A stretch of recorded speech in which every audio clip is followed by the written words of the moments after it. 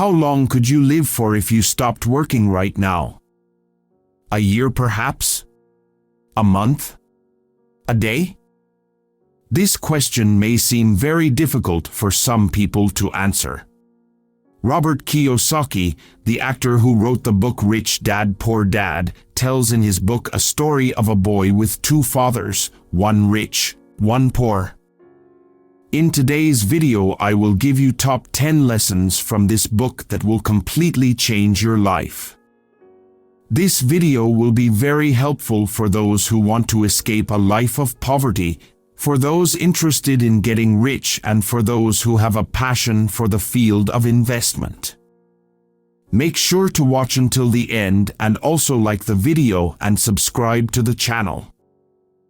Lesson number 1. Fear of social disapproval prevents us from escaping poverty and getting rich. The vast majority of us have heard the term a rat race, but if asked, how would we describe it? Rat race is a term used to describe a frustrating and unending habit of working but for others, not for myself. It means that you do all the work while someone else, the government, the tax collectors, or your boss, gets more out of it than you. We often talk about a rat race as something we are all a part of. At the same time, we also see it as something we really hate. So why do we always have to keep racing? That's because most people's lives carry a fear of social disapproval. For example, people always think like this: go to school, study hard, get a job. We still live by this view, even though it is very outdated. It looks like you'll get a job after graduation, work for a company for the rest of your career, and retire with a monthly pension. Today, that no longer guarantees you a rich and financially stable life. The truth is that you can study hard, get into a good school, and then graduate with a bachelor's degree and have a well-paying job. However, it is your boss who becomes rich from your hard work.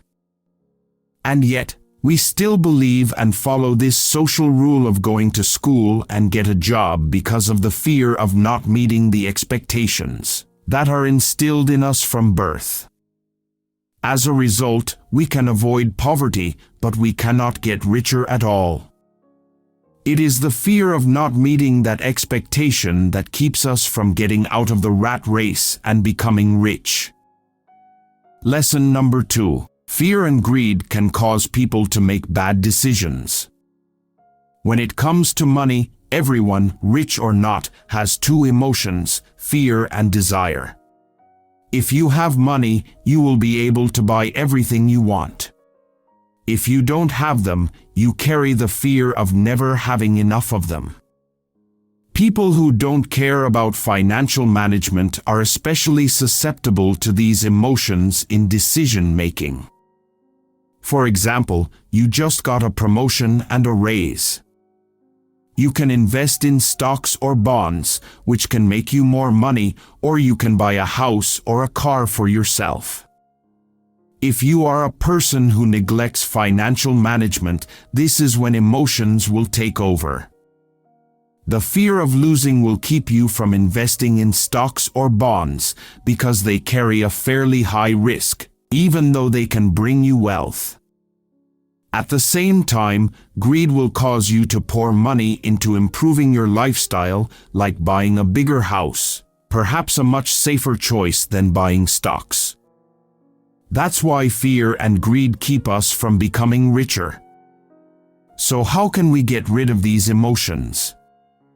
It's about building a better understanding of finance, about things like investments or risks.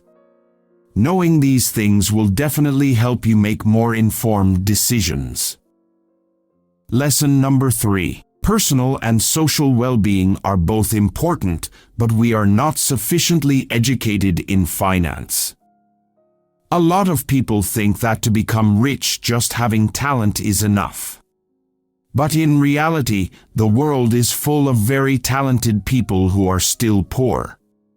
What they lack is financial knowledge, including concepts like accounting, investing, etc. It is unfortunate that we grow up without this education. Our school system is built to teach people a lot of knowledge in various fields, but among them there is no finance.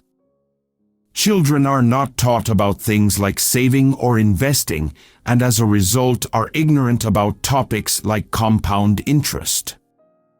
Ignorance about financial matters is not only a problem for young people but also for adults, many of whom have made bad decisions about their money. Lesson number 4. Equipping yourself with financial literacy and financial appraisal is the foundation of wealth. You can start your path to riches at any point in your life, but the sooner the better. If you start at age 20, there is a good chance you will be successful by age 30. Age aside, the best way to start is to assess your finances, set goals, and learn the knowledge and skills needed to achieve them. As a first step, take an honest look at your current financial situation. With your job now, what kind of income do you want and expect in the future, and what kind of expenses you can afford? For example, you may find that a new Mercedes is something of a luxury beyond your reach.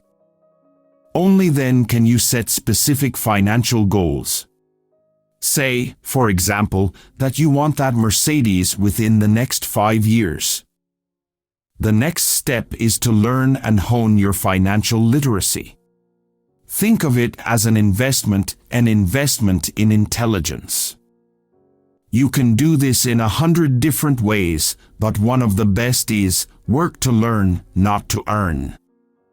For example, if you're afraid of rejection, try working briefly for a social media marketing agency. You may not get a satisfactory salary, but you will gain a lot of experience, sales skills, and confidence that will be much needed and useful in the future. You can also improve your financial literacy in your free time. Sign up for courses, read financial articles, or consult experts. If you build your foundation well, you have a real chance to become rich. Lesson number 5. To become rich, you must learn to take risks. Insanity is seen as doing the same thing over and expecting different results. By this logic, if you are expecting to change your financial situation right now, you need to start managing your finances in different ways. The biggest change you need to make is learning to take risks. All successful people have traded a lot of failures and risks to get where they are today. They succeed because they choose to face them rather than fear them. Taking risks means you're not always stable and safe with your money, which you always do by depositing them in the bank. Instead of keeping them that way, invest in stocks or bonds. They are much more risky than depositing in the bank, but have the opportunity to bring you a lot of money. Or if you don't like investing in stocks or bonds, there are plenty of other types of investments you can try. For example, real estate or tax registration certificate. Of course, the higher the profitability, the greater the risk-taking. With stocks, there is always the possibility that you could lose all of your assets. However, if you don't take the risk in the first place, there won't be any rewards you can reap. So you can see that taking risks is an important thing you need to learn in order to be successful. Thanks for watching. Let me know down in comments which one is your favorite lesson.